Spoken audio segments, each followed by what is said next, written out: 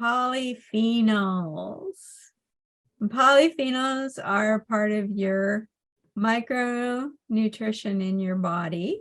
They're natural compounds in foods that plants provide us that are powerful defenders in your body.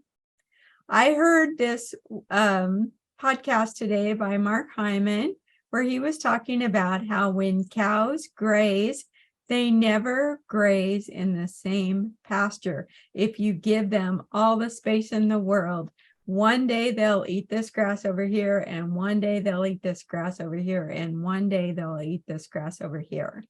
Because different kinds of grass have different kinds of polyphenols, and animals naturally want to gravitate to get as many good polyphenols as they can. It's part of their natural programming. So what polyphenols do is they help our brain function better, and they lower inflammation in our body. We get polyphenols from fruits and vegetables, and typically the more color there is in the food, the more polyphenols they have. The more flavor there is in the food, the more polyphenols they have. And some of the red foods that have polyphenols are apples, blood oranges, cranberries, cherries, goji berries, grapes, plums, pomegranate seeds, raspberries, strawberries, watermelon, and rhubarb. Red bell peppers, beets, red onions, red potatoes, radicchio, radishes, sweet bell peppers, and tomatoes. And as we add these foods to our diet, they not only make our salads and our dishes look better and taste better, but they give us these micronutrients. So if you look at all the compounds in here, you might not know what all these are, but these are all compounds that help your blood function better in your body. This time of year, we live in America's salad bowl, so we have no problem getting lots of good, fresh, red foods. And this time of year, I stock my freezer. Like when cranberries come out at Thanksgiving, I buy 3 or 4 bags and keep them in my freezer, because cranberries is one of my super antioxidant wonder foods. I try to sneak a little cranberries into a lot of things, and boy, cranberries are just packed full of flavor. Our orange foods are apricots, bell peppers, cantaloupes, carrots, mangoes, nectarines, oranges, papayas, persimmons, pumpkins, squash, sweet potatoes, tangerines, turmeric, and yams. And the main thing that orange foods have is beta carotene. Now, they found that you shouldn't eat too much beta carotene, and you shouldn't take supplements that are high in beta carotene, but beta carotene is well processed when you eat it in foods. So they're suggesting that we eat baked potatoes instead of white potatoes, sprinkle turmeric in our foods, put orange slices as a decoration, edible decoration on your plate. Have a little clementine with some nuts when you need a snack. Grate some carrots into your salads.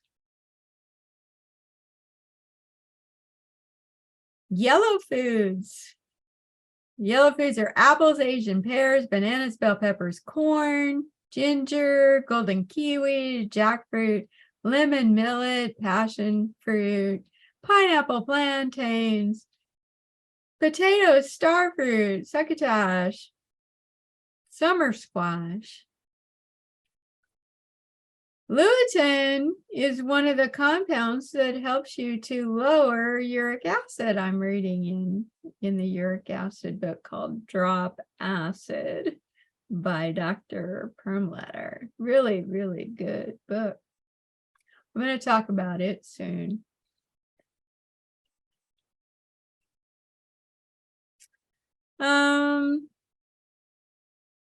And my very favorite are the green foods. asparagus, avocado, bamboo shoots, bean sprouts, bell peppers, bok choy, Brussels sprouts, cucumbers, green tea, olives, pears, tomatillos, zucchini, watercress, green peas, green beans, green celery, limes. These are all my favorite foods. And look at all these delicious compounds that green foods have. All of us should be eating a salad as big as our head every single day. Just challenge yourself, double the size of your salad.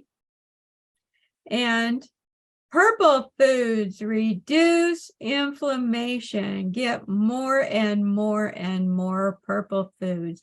Blackberries, blueberries, boysenberries, marionberries, purple bell peppers, purple cabbage, purple cauliflowers, figs, grapes, purple kale. The purple foods help reduce the inflammation in your body, and Dr. Terry in her book about healing MS says, eat berries, lots and lots of berries. So if I must have a little something sweet that won't mess up my ketosis, I eat a half a cup of frozen blueberries. This time of year, I keep lots and lots of frozen berries in the freezer. They're my go-to for a snack. If I am needing a little snack, I eat a few nuts and a few berries. Then we have our white and brown foods. So fungi are not only going to heal the world, fungi is the only thing that can break down nuclear waste. Can you imagine? So think about what it does to the waste inside of your body. These are one of the most detoxing foods you can consume are mushrooms. There are lots of great mushroom supplements out there, and we should be incorporating a wide array of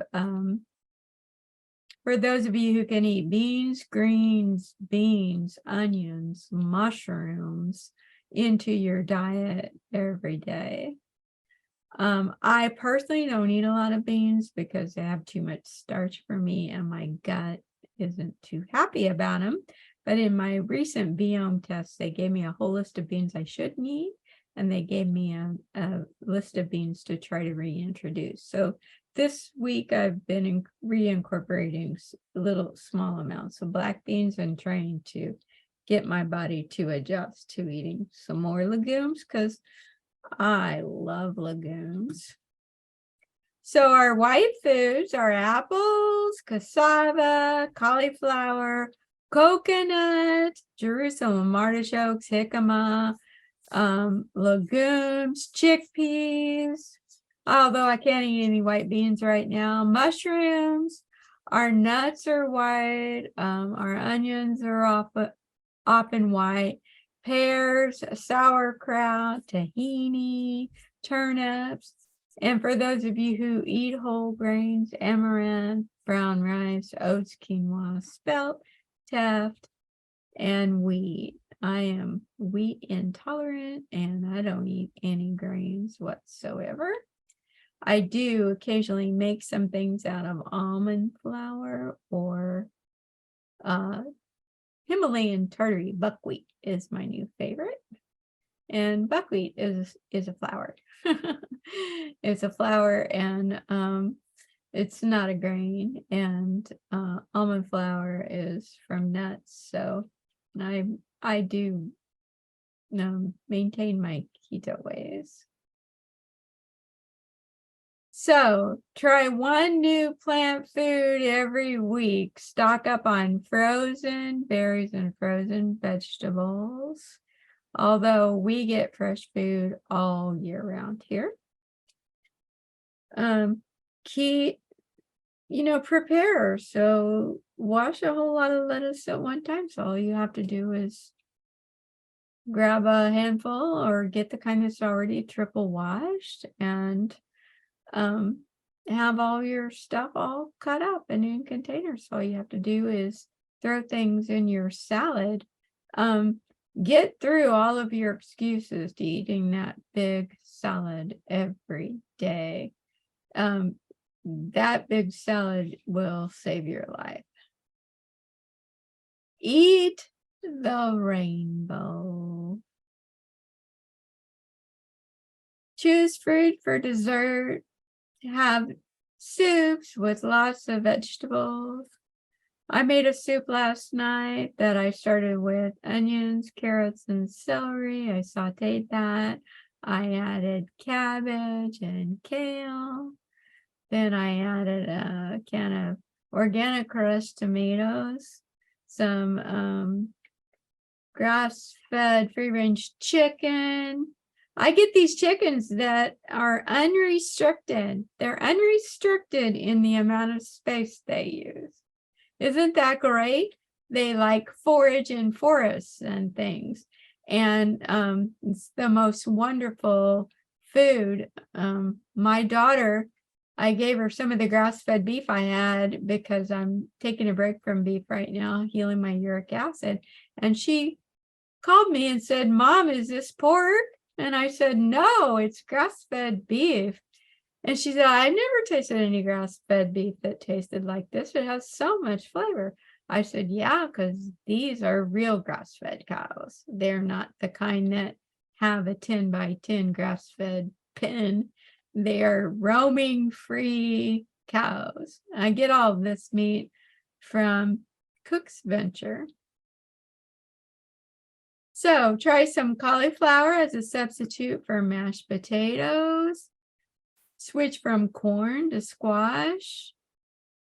Toss red peppers, garlic, onions, and broccoli sprouts into your omelets and your salads. Dress your salads with oranges and lemons. Make your own broths from grass-fed chicken bones. Try a little bit more color in your salad. If you don't have any blue, throw in some blueberries. Be generous with your spices. I used to do this for my spices, and now thanks to Trader Joe's, I have little scoops and I scoop in spices now. Can you get enough phytonutrients from taking a supplement? Nope, you can't. You got to eat the rainbow to get phytonutrients. You got to eat them. This is from the Institute of Functional Medicine.